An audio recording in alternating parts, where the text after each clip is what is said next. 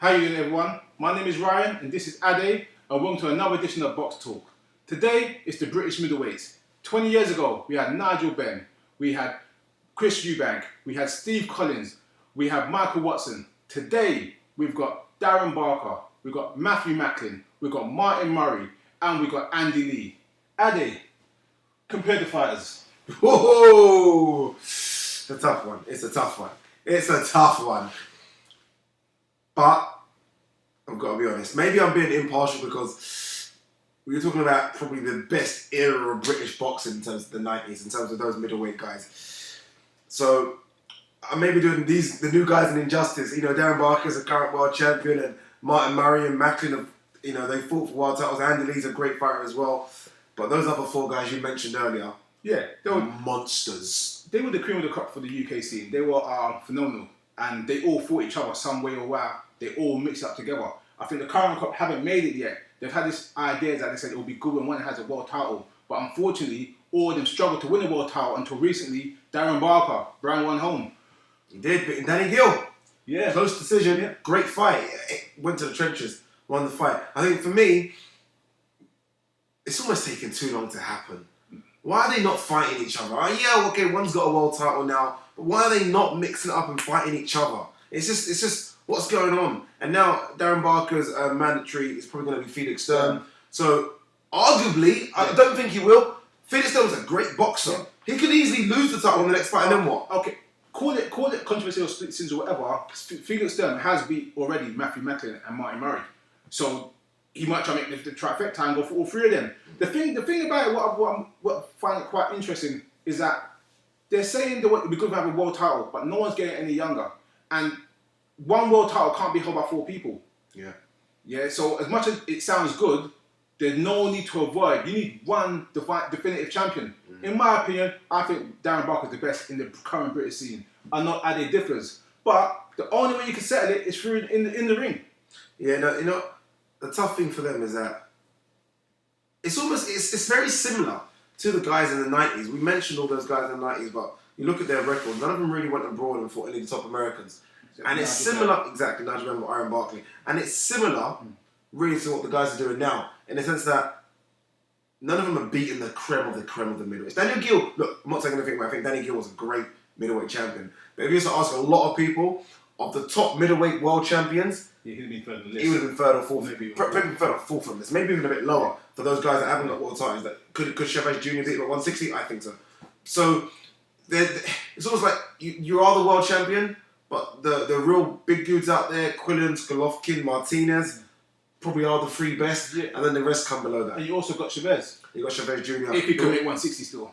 And if he can, then you've got to put him up there in terms of, unfortunately, I think beating some of the British crop. Yeah.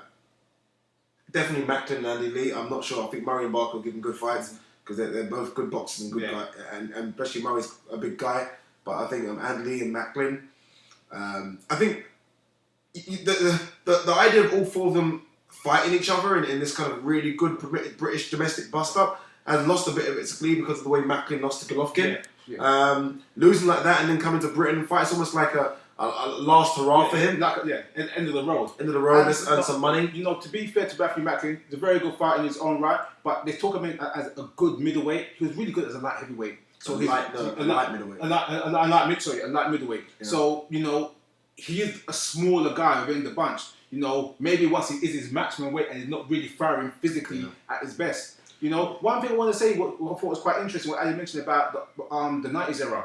Those guys didn't fight the Americans, but because they had each other and each one improved themselves throughout their career. So they didn't have to go to America. Yeah. I want to see all the fights with Roy Jones and James Toney. It didn't happen, but they didn't have to because they proved themselves. Even Steve Collins, he was over there in the US at the Wild Card. It was Mickey Rourke's gym at the time. He was there sparring with people like Mike McCallum, then coming over here and sparring and fighting. So even though you didn't get the fights, you knew these guys were.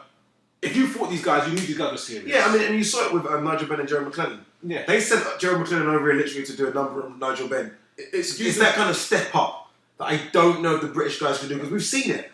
And yeah, they've had tough decisions, tough away losses. I think Murray beat Sturm and Murray beat Martinez, but they didn't go that snatch the title like the way Nigel Benn did against Iron Barkley. I tell you what, I don't want to due to the sad turn we have to Joe McClellan in that fight, but Joe McClellan was an assassin.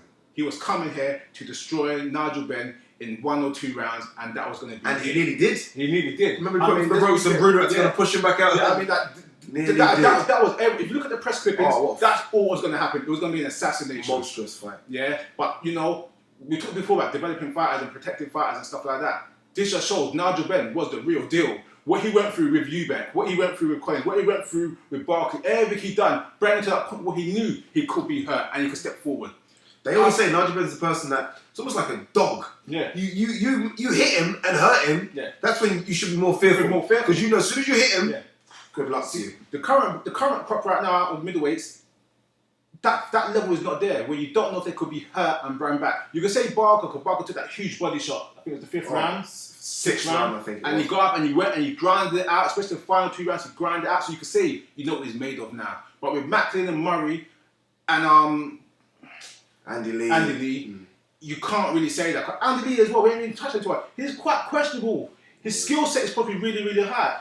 Apparently, he spotted Jermaine Taylor loads of times over at Trunks and was giving Jermaine Taylor all he could handle. Yeah, he was, but Andy Lee again is one of those people that he's had his fights in America. It's not quite worked out here, so he's trying to come now and set up camp in Adam Booth's camp.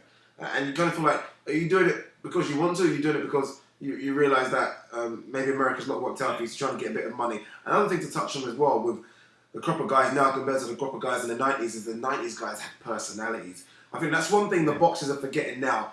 You look at Eubank, Ben, Steve Collins, maybe not so much Watson, but those 3 there, the personalities just clashed so much. It was almost like you wanted them to fight. I mean, they couldn't even stare at each other. They couldn't even be in the same room with each other and talk. I'm going to put this link on the bottom of the video. There's a video of Nigel Benn and Chris Eubanks on the TV show a week before the fight. What show was it? I can't remember. And they're arguing, they're beefing, and then they go to America with Mickey Rourke and James Toney in the back. Oh, you're about the one with Jonathan Ross there? The Jonathan Ross. This is one of the best videos you've ever seen in your life. If you want to see intensity and passion, oh my God, it is unbelievable. Check that fight out. No, he's right. Brian's right. That's an amazing video. If you think about 2 guys that absolutely hate each other, and then in comes James Toney, who they absolutely hate even more. It's almost like they tag teamed up against each other, and they're the fights that we missed. And you can imagine James Toney would have beat both of them. I think they both admit that now in their later careers. But that would have been great fights. And you can imagine James Toney against Nigel Benn. James Toney would have hurt Nigel Benn, but don't for any.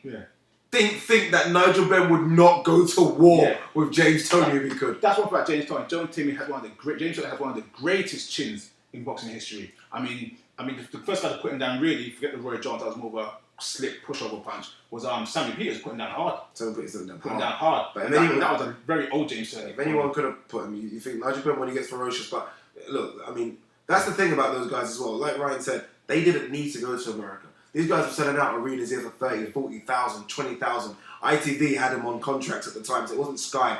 Everyone was tuning in. I feel like with the guys now, because terrestrial TV still hasn't got the upkeep on boxing over here, we're not seeing these guys. These guys aren't personalities over here. These guys probably aren't making great money over here. The guys in the 90s, I think Nigel Benn said it, they got paid millions to fight each other. For guys who don't know, ITV was terrestrial TV, live TV for everyone in the country to see. I mean, you could not miss the fight. This was prime time, 9 o'clock on a Saturday evening. So guys, honestly, we want your comments. What do you think, really? Do the guys now, can they even shine any sort of light on the guys in the 90s? Would any of the guys in the current crop that we just mentioned have any chance or stand any ground to any of the guys in the 90s? I don't think so. But I don't know. You never know. Could have a Barker outboxed to Nigel Benn? You know, it sounds sounds nice on paper, but it wouldn't happen. I think we saw that fight with Nicky Piper. Yeah. Nicky was much bigger, obviously, bigger than Barker and stronger. But there you go. There's a guy that could box.